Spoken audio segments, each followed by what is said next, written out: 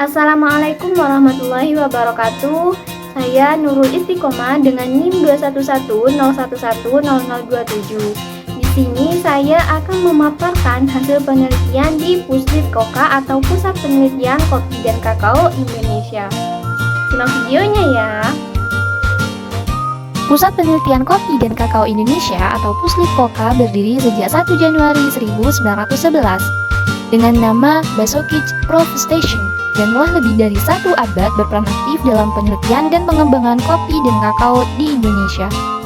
Direktur pertamanya yakni Dr. Insinyur Suenarjo MSc pada tahun 1962. Pada tahun 1983 namanya berubah menjadi Pusat Penelitian Kopi dan Kakao Indonesia.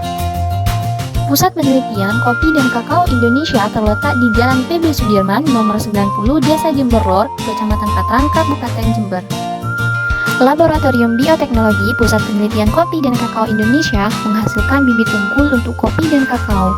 Selain itu juga menghasilkan bibit unggul untuk tanaman komersial yaitu pisang. Sejak pertengahan tahun 2008, Pusat Penelitian Kopi dan Kakao atau Puslitkoka Jember telah mengembangkan teknologi somatic embryogenesis untuk menghasilkan bibit kakao dengan bekerjasama dengan Nestle yang ada di Prancis. Teknologi somatic embryogenesis adalah proses di mana sel somatik yang ditumbuhkan dalam kondisi yang terkontrol berkembang menjadi sel embryogenik yang selanjutnya setelah melewati serangkaian perubahan morfologi dan biokimia. Proses itu dapat menyebabkan pembentukan embrio somatik. Somatic embryogenesis sendiri merupakan sistem yang bertujuan untuk meningkatkan produksi bibit dalam skala yang besar. Kakao perbanyakannya dari bunga yang diambil bagian petal dan angiospermae. Kopi perbanyakannya melalui daun. Dari daun ini kita potong-potong kurang lebih sekitar 1 cm. Kemudian diinduksi untuk membentuk kalus. Ekspresi itu bagaimana dari kalus embryogenik ini bisa perbanyak bibit dalam jumlah banyak. Kalus embryogenik ini adalah kalus yang memiliki potensi untuk membentuk embrio. Kemudian kita jadikan kalus itu membentuk embrio. Kalus embryogenik ini adalah kalus yang memiliki potensi untuk membentuk embrio. Jadi, masing-masing tahapan ini memiliki komposisi media yang berbeda-beda.